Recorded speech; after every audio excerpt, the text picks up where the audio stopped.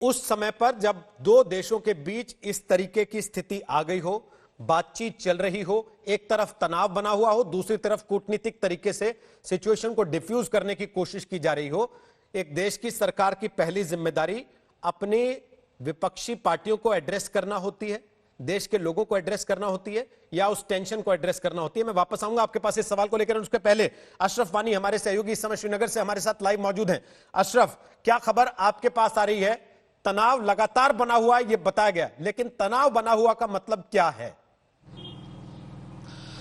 रोहित, बिल्कुल आपने सही कहा। तनाव जो है वो बहुत ज़्यादा बना हुआ है लद्दाख में, पूरी लाइन ऑफ एक्चुअल कंट्रोल पर। न सिर्फ गलवान घाटी में, जहां पर ये भीषण जो कई दशकों में पहली बार इस तरह की हिंसक झड़प चीनी और भारतीय सेना में हुई है, बल्कि दूसरे भी जितने भी पॉइंट्स हैं जिन पर तनाव की स्थिति कई सालों से चल रही है, चाहे फिंगर फोर हो, पैंगोंग लेक में दिमचुक हो, या फिर डीबीओ हो, सभी जगहों पर जो है अलर्ट कर दिया गया है भारतीय सेना को। और लगातार जो है भारतीय सेना की डिप्लॉयमेंट जो है वो पूरे इस इलाके में, क्षेत्र में बढ़ाई जा रही है।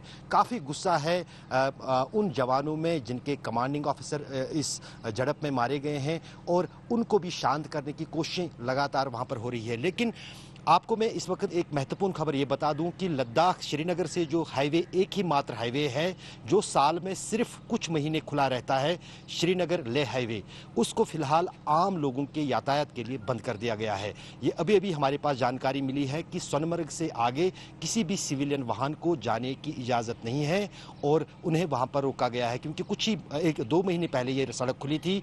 करगिल और लद्दाख के लोग जो थे वो फिलहाल इस सड़क से आया जाया करते थे, लेकिन फिलहाल आज सुबह से इस सड़क पर सभी तरह की जो सिविलियन मूवमेंट है उसको रोक दिया गया है। क्या कारण है वो सरकार जानती होगी, और माना जा रहा है कि डिप्लॉयमेंट जो ट्रूप्स की है, जो सेना की तैनाती है, उसको देखते हुए ये कदम उठाया जा रहा है। क्योंकि लद्दाख को पहुंचाने के लिए चाहे सेना हो, सेना का साज सामान हो, उसमें काफ़ी प्रक्रियाएं होती है, काफ़ी समय लगता है। इसके लिए शायद ये कदम जो है उठाया गया है सरकार और प्रशासन की तरफ से। और जिस अंदाज से संकेत साफ आ रहे हैं कि हल्के में जो है 15 जून की घटना जो रात में घटी, उसको ना ही सेना ले रही है ना ही सरकार ले रही है। यही कारण है जो कल आपने दिन भर देखा कि इस घटना के बाद किस तरह से बैठकों का अलग अलग दौर, चाहे सेना के स्तर पर हो, सरकार के स्तर पर हो, वो हो रहा है। और सिर्फ यही रणनीति बनाई जा रही है कि इस का जवाब जो चीन ने जो हमाकत की है, इसका जवाब कैसे दिया जाए।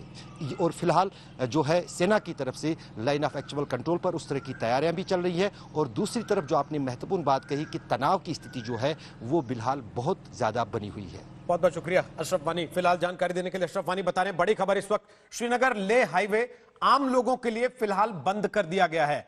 कारण क्या है इसके बारे में जानकारी नहीं दी गई है, लेकिन सोनमर्ग के आगे सिविलियन व्हीकल्स यानी कि आम नागरिकों की गाड़ियां नहीं जा पाएंगी, यह जानकारी अशरफ वानी ने अभी अभी दी है। कर्नल रोहित देव, अब उम्मीद करते हैं हम आपको सुन पाएंगे ठीक से। मेरा सवाल सर यह था कि जिस एजेंसी ने, भारतीय समाचार एजेंसी ने यह बताया कि 20 भारतीय सैनिक शहीद हुए हैं, उसी एजेंसी ने यह भी बताया कि 43 चीन के भी सैनिक मारे गए हैं या बहुत बुरी तरह से जख्मी हुए हैं।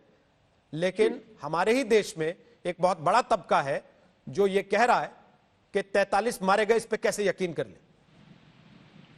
जी रोहित जी, इन बातों का कोई तर्क नहीं है। जो भारतीय सेना कर रही है एलएसी पे अपनी कार्रवाई, हम पे उस पर अभी कंसंट्रेट करना चाहिए और अपने पॉलिटिकल और डिप्लोमेटिक एंगल को देखना चाहिए।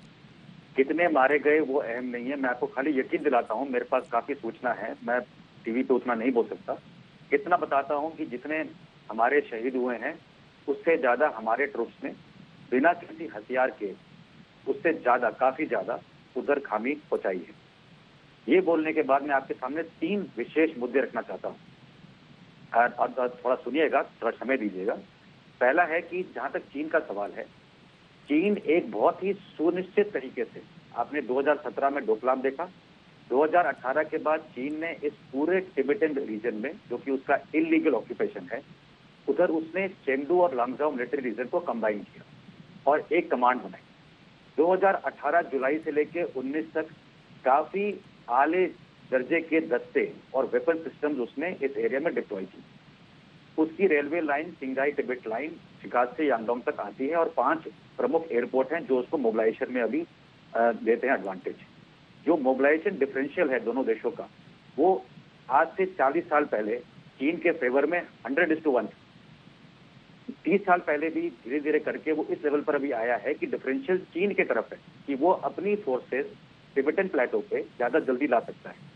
पिछले 3 सालों में चीन ने तिब्बत के अंदर सिविल इंफ्रास्ट्रक्चर के नाम पर काफी मिलिट्री डिप्लॉयमेंट और दस्ते तिब्बत में डाले हैं, और आप देखेंगे अगले 4-5 साल में ये डिप्लॉयमेंट और बेसेस धीरे धीरे एलएसी की तरफ आएंगे, जिसका एक प्रमुख एग्जाम्पल है जो आपने पगांगसो के पास देखा, उनकी जो डिप्लॉयमेंट आ गई है, और गलवान के पास भी उनकी जो डिप्लॉयमेंट है, जहां तक वो रोड पर आते हैं। और जो कल की घटना जो हुई, कल रात की, देर रात की, परसों शाम की, उस घटना में भी इनके जो ट्रुप्स हैं ये पीछे से आए, ये गाड़ियों में ये पूरा सामान लेके तैयार थे, ये किसी मंसूबे से आए थे। और यही मैं बोल रहा हूं और जो बाकी विशेषज्ञ बोल रहे हैं, ये एक सब टैक्टिकल लेवल पे विश्वासघात है।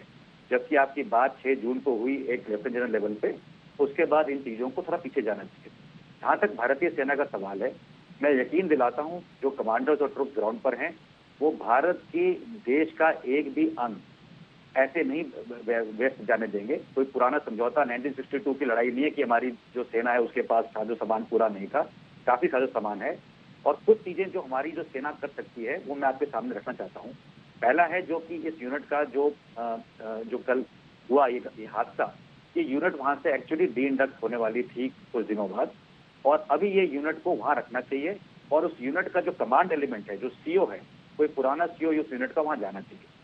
दूसरा है जो हमारी जो सैटेलाइट व्यवस्था है, इस इंसिडेंट को हुए तकरीबन 36 घंटे हो गए हैं। अगले 12 से 18 घंटे के अंदर हमारी खुद की सैटेलाइट्स और जो हमारे जो सहयोगी देश है उनकी सैटेलाइट्स के जरिए और इंट एजेंसी के जरिए बैटल पिक्चर काफी क्लियर करनी होगी कि जो 3 जगह पे जहां पे ये मुठभेड़ चल रहा है, यहाँ पे एक्चुअल डिप्लॉयमेंट एलएसी के पास कितनी है और क्या हमने आगे काम करना है। ट्रुप्स के लिए सैटेलाइट कम्युनिकेशन और ड्रोन से, जिसमें कि इंफ्रारेड विजन हो, उसकी अब जरूरत है कि हम भी मैप कर सकें कि ये घटना कैसे घट रही है और चाइना को एक्सपोज कर सकें। जहां तक आपने इस रोड की बात की जो बंद कर दिया गया है, इस पे अभी आप देखेंगे हाई स्केल मोबिलाइजेशन होगी रिजर्व की। हमारे देश में इस टाइम पर मई, जून, जुलाई में अक्लेमेटाइज्ड ट्रुप्स होते हैं हमारे रिजर्व फॉर्मेशन के, कई क्षेत्रों में होते हैं, मैं उनके नाम नहीं ले सकता आपके सामने। उसकी मूवमेंट होगी, माउंटेन इन्फेंट्री फॉर्मेशन की मूवमेंट होगी। और जहां तक मेरा मानना है, आप देखेंगे कुछ मैकेनाइज फॉर्मेशन की भी रैपिड मूवमेंट होगी, चाहे वो बाय रोड हो रही हो उनके दस्तों की, चाहे वो C-130 से अभी एयरलिफ्ट हो। और उसके बाद आप देखेंगे चिनूक जैसे जो हमारे पास अभी साजो सामान है, उसके द्वारा इनको अंडरस्लंग कुछ पॉइंट्स पे, चाहे वो गलवान हो चाहे आगे हो, वहां पे ले जाने की जरूरत है। जरूरत ये भी है कि जो हमारे ट्रुप्स जो अक्लेमेटाइज जा रहे हैं, उनकी विंटर स्टॉकिंग की तैयारी की जाए। मैं समझता हूं कि कुछ स्पेसेस हमको मिलेंगे इंडियन आर्मी को आने वाले 3-4 महीने में, जो प्रोडक्टिवली हमने दुश्मन का ऊडा लूप का मतलब हुआ उसका जो ऑब्जर्व, ओरिएंट, डिसीजन और एक्शन साइकिल है, उसको तोड़ते हुए हमने कुछ ऐसे स्पेसेस ऑक्यूपाई करने होंगे जिससे कि जो बार्गेनिंग लेवरेज है वो हमारी तरफ आए। कोई कमजोर आर्मी नहीं है हमारी। मैं और भी चाहूंगा कि जो आईटीबीपी की आपने बात की वो अच्छा है, वो मेरी भी परसों कहीं बात हो रही थी, वो अच्छा है कि वो रिजर्व मूव हो गए हैं और वो जो बीओपीज हैं वो बीफ अप हो रही हैं। ठीक। जहां तक सवाल है एयरफोर्स का, कुछ रिलोकेशन आप देखेंगे अभी होते हुए, और सर्वेलेंस एसेट जो हैं वो बढ़ेंगे एलएसी के ऊपर, चाहे वो एयर के माध्यम से हो चाहे वो डिवाइसेस हो ग्राउंड फोर्सेस के पास। ठीक है सर।